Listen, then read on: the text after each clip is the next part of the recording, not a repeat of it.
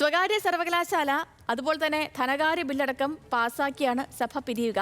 ഇന്നത്തേക്ക് മാറ്റിവെച്ച സ്വകാര്യ സർവകലാശാലയുമായി ബന്ധപ്പെട്ട ഭേദഗതികൾ സഭ ഇന്ന് പരിഗണിക്കും. അപ്പോൾ ഇന്നലെ പ്രതിപക്ഷം ഇതിൽ കുറച്ച് ഭേദഗതികളൊക്കെ നിർദ്ദേശിച്ചിരുന്നു. VS അനുരാഗ് ഉണ്ട് കൂടുതൽ വിവരങ്ങളുമായി നമുക്കൊപ്പം. Anurag, good morning. ഈ VC-മാരുടെ നിയമനം, ഫീസ് ഘടന അടക്കം നിരവധി ഭേദഗതികളൊക്കെ ഇന്നലെ തന്നെ പ്രതിപക്ഷം നിർദ്ദേശിച്ചിരുന്നു. അപ്പോൾ ഇന്ന് ഈ ബില്ലിന്മേലുള്ള ചർച്ച എപ്പോഴാണ്, എങ്ങനെയാണ് ഈ നിശ്ചയിച്ചിരിക്കുന്നത്? ഒപ്പം സഭ ഇന്ന് സമാപിക്കുകയാണല്ലോ. Sethu, good morning. സേതു സൂചിപ്പിച്ചതുപോലെ തന്നെ സഭ ഇന്നത്തേക്ക് പിരിയുകയാണ്. സ്വകാര്യ സർവകലാശാല ബില്ല്, ധനകാര്യ ബില്ലടക്കം പാസാക്കിയാണ് ഇന്ന് സഭ പിരിയുക എന്നുള്ളതാണ് ഏറ്റവും പ്രധാനപ്പെട്ട കാര്യം. സേതു സൂചിപ്പിച്ചതുപോലെ പല നിർദ്ദേശങ്ങളും ഭേദഗതികളും പ്രതിപക്ഷം ഈ ബില്ലിൽ വച്ചിട്ടുണ്ടായിരുന്നു, സ്വകാര്യ സർവകലാശാല ബില്ലിൽ വച്ചിട്ടുണ്ടായിരുന്നു. പക്ഷേ അതെല്ലാം തള്ളുന്ന സാഹചര്യമാണ് കഴിഞ്ഞ ദിവസം സഭയിൽ നമ്മൾ കണ്ടത്. എന്തായാലും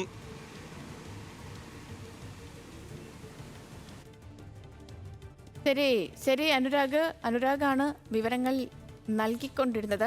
ഈ സ്വകാര്യ സർവകലാശാല ബില്ലടക്കം നിരവധി ഇന്നലെ പരിഗണിച്ചതാണ്. പക്ഷേ പിന്നീട് ഈ പറഞ്ഞതുപോലെ പ്രതിപക്ഷം ചില ഭേദഗതികളൊക്കെ നിർദ്ദേശിച്ചിരുന്നു. അതിനെ തുടർന്നാണ് മാറ്റിയത്. VS അനുരാഗ് തുടരുന്നുണ്ട്.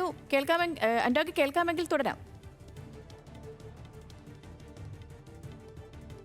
ഇന്നത്തേക്ക് മാറ്റിവെച്ച സ്വകാര്യ സർവകലാശാലയുമായി ബന്ധപ്പെട്ട ഭേദഗതികൾ സഭ പരിഗണിക്കും. ഇന്നലെ ബില്ലിന്മേലുള്ള ചർച്ച പൂർത്തിയാക്കിയിട്ടുണ്ടായിരുന്നു. സർവകലാശാലകൾക്ക് മേൽ സംസ്ഥാന സർക്കാരിന് നിയന്ത്രണാധികാരം ഉണ്ടാകും വിധമാണ് ഈ ബില്ല് രൂപകൽപ്പന ചെയ്തിട്ടിരിക്കുന്നത് എന്നുള്ളതാണ് ഉന്നത വിദ്യാഭ്യാസ മന്ത്രി വ്യക്തമാക്കിയിരുന്നത്.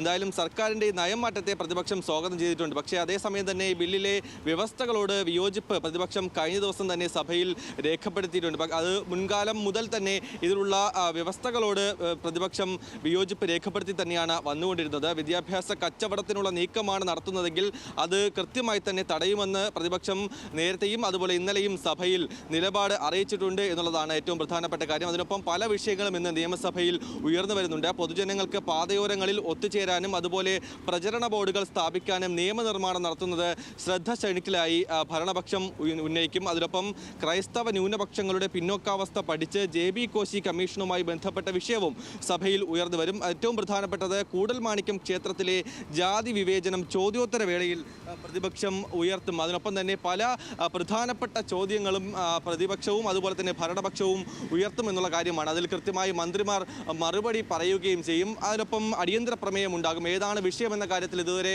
വ്യക്തത ഉണ്ടായിട്ടില്ല. എന്തായാലും സമകാലീന രാഷ്ട്രീയ വിഷയമായിരിക്കും എന്തായാലും പ്രതിപക്ഷം അടിയന്തര പ്രമേയ നോട്ടീസായി നൽകുക. അതിന് അനുമതി സ്പീക്കർ നൽകുമോ എന്നുള്ളതാണ് കണ്ടറിയേണ്ടത്. ഇല്ലെങ്കിൽ എന്തായാലും പ്രതിപക്ഷം സഭ പ്രക്ഷുബ്ധമാക്കാൻ തന്നെയാകും ഉണ്ടാവുക. എന്തായാലും സഭ പിരിയുന്ന ദിവസമാണ്.